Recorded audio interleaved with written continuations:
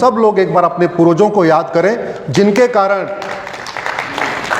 कोई ब्राह्मण बना हुआ है, कोई क्षत्रिय है, कोई वैश्य है, कोई दलित है, कोई नाई है, कोई धोबी है, कोई सरोज है, कोई पासवान है, कोई गांधीवादी है, कोई समाजवादी है, कोई लोहियावादी है, कोई अंबेडकरवादी है, कोई पेरियारवादी है। अगर वो पूर्वज डर गए होते, ये सारे के सारे वाद खत्म हो गए होते और फिर आज कोई और ही वाद होता। इसलिए सबसे पहले उन पूर्वजों को प्रणाम करते हैं। मंच पर उपस्थित सभी विद्वजन को प्रणाम करता हूं। सामने उपस्थित सभी बंधुओं को प्रणाम करता हूं, सभी बहनों को प्रणाम करता हूं, जो हमसे छोटे हैं उनको स्नेह भेंट करता हूं। आज मेरे लिए बहुत अद्भुत दिन है। 2025 का 120वां जिला है मेरा, जहां मैं आज कार्यक्रम कर रहा हूं। संविधान दिवस है। आज 26/11 भी है। आज 26/11 है संविधान दिवस। आज 26/11 मुंबई वाला भी है। कल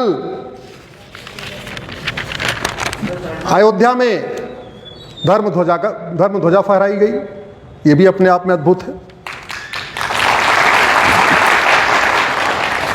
सुबह धर्म ध्वजा फहराई गई और शाम को कुरुक्षेत्र में पांचजन्य की प्राण प्रतिष्ठा हुई।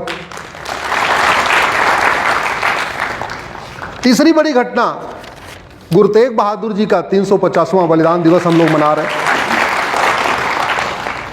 तो आज और कल में बड़ा अद्भुत संयोग है और हमें भी पहली बार हरदोई की पवित्र भूमि, भक्त प्रहलाद की पवित्र भूमि पे आने का अवसर मिला। समस्या बताने वाले भारत में 1 करोड़ लोग तो होंगे जो भारत में समस्याएं बता सकते हैं। ऐसे 1 लाख लोग होंगे जो समाधान भी बता सकते हैं। ऐसे कितने लोग हैं जो समाधान कर रहे हैं? कभी चिंतन करना आप। समस्या पे चर्चा करिए। सारे अखबार में क्या है? समस्या है, समाधान। जोर से बोलिए जरा। समस्या। टीवी पे पूरे दिन भर क्या दिखाई जाती है? समस्या या समाधान। शाम को टीवी पे डिबेट क्या होती है? समस्या या समाधान। अखबार भरे हुए हैं समस्या से, टीवी भरी हुई समस्या से। हम बातचीत कर रहे हैं समस्या। लोकसभा में समस्या पे चर्चा, विधानसभा में समस्या पे चर्चा, राज्यसभा में समस्या पे चर्चा, नाई की दुकान पे समस्या पे चर्चा, धोबी की दुकान पे समस्या की चर्चा, चाय की दुकान पे समस्या की चर्चा। और बीमारी की बात करने से बीमारी ठीक नहीं होती, ये हमें पता है। इसके बाद भी हम बीमारी की बात करते रहते हैं। मैं देख रहा था कि कल दिल्ली के स्कूल में तो छुट्टी हो गई थी। यूपी में छुट्टी हुई कि नहीं मुझे नहीं पता, लेकिन दिल्ली के स्कूल सारे बंद थे। किस लिए बंद थे? गुरु तेग बहादुर जी की उनका बलिदान दिवस मनाना है। उनके साथ भाई मतीदास जी को मारा गया, भाई सतीदास जी को मारा गया, भाई दयाला जी को मारा गया। प्रभात फेरी कल निकाली गई, शबद कीर्तन हो रहे हैं, शोभा यात्रा निकल रही है, विशेष सिक्का भी जारी हुआ, डाक टिकट भी जारी हुआ, गुरु तेग बहादुर जी के ऊपर नाटक भी हो रहा है, लाइट एंड साउंड शो भी हो रहा है, रक्तदान शिविर भी हो रहे हैं, अन्नदान भी हो रहा है। मुझे अच्छी बताइए, इसमें जो कुछ हो रहा है, इसमें से कौन सा ऐसा कार्य है जो गुरु तेग बहादुर जी की अंतिम इच्छा थी? क्या गुरु तेग बहादुर जी ने इसलिए बलिदान दिया था कि उनके ऊपर लाइट एंड साउंड शो हो जाएगा, उनके ऊपर चर्चा होगी, उनके ऊपर नाटक खेला जाएगा? गुरु तेग बहादुर जी का बलिदान हुआ किस लिए था? क्योंकि वो धर्मांतरण रोक रहे थे और घर वापसी, जोर से बोलिए, धर्मांतरण रोक रहे थे और घर वापसी करा रहे थे। और पूरे के पूरे भारत में मुझे एक भी जगह ऐसा कार्यक्रम नजर नहीं आया जहां गुरु तेग बहादुर जी के सम्मान में कोई कार्यक्रम हो रहा हो और वहां घर वापसी कैसे होगी और धर्मांतरण कैसे रुकेगा, इस पे कहीं चर्चा हो रही। हमारे पाजी बैठे हुए, पाजी हरदोई में ऐसा हुआ क्या कुछ? गुरु तेग बहादुर जी का बलिदान किस लिए हुआ था यह बताया जा रहा है। यह हमें पता है, अच्छी बात है, हमें पता होना चाहिए। लेकिन गुरु तेग बहादुर जी का सपना क्या था? उनको किस लिए मारा गया? उनकी अंतिम इच्छा क्या थी? उनकी अंतिम इच्छा पूर्ण करने पे कहीं चर्चा हो रही है क्या? उनकी अंतिम इच्छा डाक टिकट तो नहीं रही होगी, उनकी अंतिम इच्छा लंगर तो नहीं रही होगी, उनकी अंतिम इच्छा नाटक तो नहीं रही होगी, उनकी अंतिम प्रभात फेरी तो नहीं रही होगी, उनकी अंतिम इच्छा शोभा यात्रा तो नहीं रही होगी, उनकी अंतिम इच्छा शबद कीर्तन तो नहीं थी। क्या थी उनकी अंतिम इच्छा? कि धर्मांतरण रुक जाए और जो धर्मांतरित हो गए ये वापस आ जाए, और इसीलिए उनको मारा गया। पहले उनके सामने ही भाई मतीदास, भाई सतीदास, भाई दयाला जी को, एक को रुई में लपेट के जिंदा जलाया गया, एक को खलते पानी में डुबो के मारा गया, और एक को ऊपर से ऊपर नीचे धड़ से मारा गया। यह काम इसलिए किया गया था कि गुरुजी डर जाए। फिर भी गुरुजी नहीं डरे, तो फिर उनका गला काट दिया।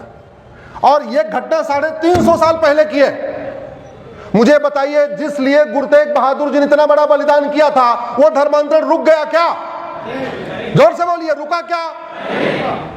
जो उनकी अंतिम इच्छा थी, उस कार्य के लिए कोई कानून बना, कोई योजना बनी, कुछ प्रॉपर व्यवस्था हुई क्या? नहीं। मैं इसलिए कहता हूं, दुनिया में सबसे ज्यादा नेता भारत में है, सबसे ज्यादा अभिनेता भारत में है, सबसे ज्यादा लेखक भारत में है, सबसे ज्यादा बुद्धिजीवी भारत में है, सबसे ज्यादा पत्रकार भारत में है, सबसे ज्यादा कलमकार भारत में है, सबसे ज्यादा यूट्यूबर भारत में है, सबसे ज्यादा पंडा पुजारी भारत में है, सबसे ज्यादा मंडलेश्वर भारत में है, सबसे ज्यादा आचार्य भारत में है, सबसे ज्यादा कथावाचक भारत में है, सबसे ज्यादा मंदिर भारत में, सबसे ज्यादा हमारे क्या बोलते हैं गुरुद्वारे भारत में, और सबसे ज्यादा धर्मांतरण जानते कहां हो रहा है? भारत में हो रहा है। और भारत में भी दुनिया में सबसे ज्यादा धर्मांतरण भारत में, और भारत में सबसे ज्यादा धर्मांतरण गुरुओं की भूमि पंजाब में हो रहा है। फिर संविधान की बातें हो रही है, संविधान पे चर्चा हो रही है। मुझे यह बताइए, यह संविधान भारत का है या पूरी दुनिया का है? जोर से बोलिए जरा। भारत का। तो यह भारत की रक्षा के लिए, पूरी दुनिया की रक्षा के लिए, यह भारत की संस्कृति को मजबूत करने के लिए या पूरी दुनिया संस्कृति को मजबूत करने के लिए, यह भारत की प्रथा को मजबूत करने के लिए अब दुनिया की कुप्रथाओं को मजबूत करने के लिए, यह भारत के रिवाजों को मजबूत करने के लिए, दुनिया के रिवाजों को मजबूत करने के लिए। दुर्भाग्यवश ये पिछले 75 साल में संविधान को जैसे पढ़ना चाहिए था वैसे पढ़ा ही नहीं गया। और इसलिए नहीं पढ़ा गया कि ज्यादातर संविधान की शपथ लेने वाले, खासतौर पर हमारे माननीय सुप्रीम कोर्ट के जज, वो कहीं सरस्वती शिशु मंदिर, भारतीय विद्या मंदिर या गुरुकुल वैदिक शिक्षा से आए ही नहीं थे। ज्यादातर मॉन्टेसरी स्कूल, मिशनरी स्कूल से पढ़ के आए। नतीजा ये हुआ, ना उनको धर्म पता था ना उनको रिलीजन पता था। धर्म और रिलीजन में क्या डिफरेंस उनको पता ही नहीं। ना उन्होंने वेद पुराण पढ़ा था, ना बाइबल कुरान पढ़ा था, लेकिन कह दिया वेद पुराण बाइबल कुरान एक समान होता। ना कभी उन्होंने वैदिक गुरुकुल स्कूल में पढ़ा, ना कभी उन्होंने मदरसे में पढ़ा, लेकिन कह दिया गुरुकुल मदरसा एक समान होता। यह ब्लंडर हुआ देश में। तो अब जब हम संविधान दिवस मना रहे हैं, अधिवक्ता बंधु इस बात को कार्यक्रम कर रहे हैं, तो हमारी आवश्यकता यह है कि संविधान का हम निस्लेटिक इंटरप्रिटेशन करें। बहुत हो गया परपोजिव इंटरप्रिटेशन, बहुत हो गया हार्मोनियस इंटरप्रिटेशन, बहुत हो गया लिटरल इंटरप्रिटेशन। अब समय आ चुका है कि भारत का कल्चरल इंटरप्रिटेशन किया जाए, नेशनलिस्टिक इंटरप्रिटेशन किया जाए कि भारत के लिए हित में क्या है, उस पर चर्चा होनी चाहिए। प्रतिवर्ष 5 लाख बहन बेटियां गायब हो रही हैं।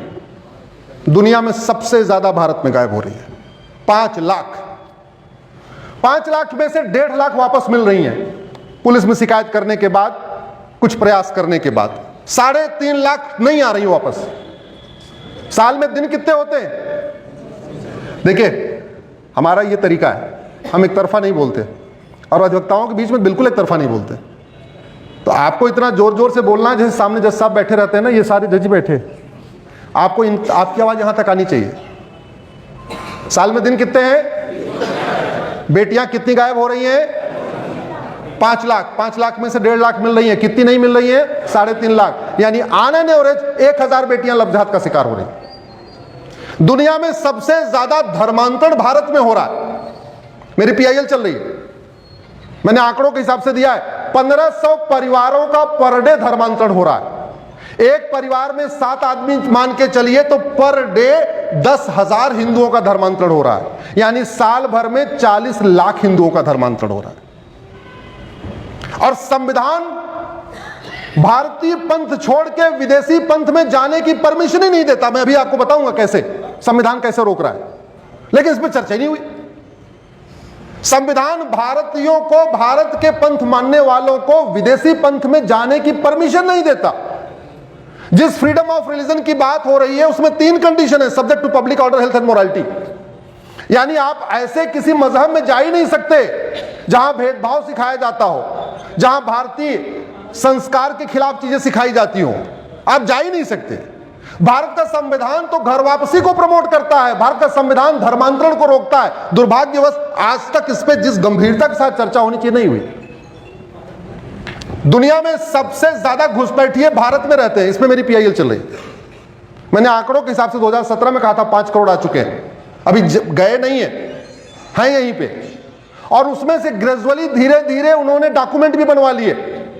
अभी मेरी दूसरी एक और पीआईएल चल रही है कि देश भर में एसआईआर होनी चाहिए। अभी एसआईआर चल रहा है, वो मेरी पीआईएल है। और जब मैंने आंकड़े दिए थे तो लगभग 5 करोड़ का मैंने लमसम आंकड़ा दिया था कि देश भर में 5 करोड़ है। बाद मुझे इलेक्शन कमिश्नर साहब बताया, बोले साहब 5 करोड़ नहीं तो 7 करोड़ होने वाले हैं, क्योंकि अकेले बिहार में 65 लाख हो गए। बोले बंगाल में 1 करोड़ निकलेगा, असम में लगभग 1 करोड़ निकलेगा, तो टोटल ये 7 करोड़ के आसपास। तो दुनिया में सबसे ज्यादा लफ्ज़ जिहाद भारत में, दुनिया में सबसे ज्यादा लैंड जिहाद भारत में, दुनिया में सबसे ज्यादा घुसपैठिए भारत में, दुनिया में सबसे ज्यादा धर्मांतरण भारत में, दुनिया में सबसे ज्यादा जनसंख्या विस्फोट भारत में। 90,000 बच्चे रोज पैदा हो रहे। तो हम सुरक्षित हो रहे हैं या असुरक्षित हो रहे हैं? जोर से बोलिए जरा। खतरा बढ़ रहा है कि घट रहा है? गुरु तेग बहादुर जी से नफरत करने वालों की संख्या बढ़ रही है, घट रही है? भगवान श्री राम से नफरत करने वालों की संख्या बढ़ रही है कि घट रही है? भगवान कृष्ण से नफरत करने वालों की संख्या बढ़ रही है कि घट रही है?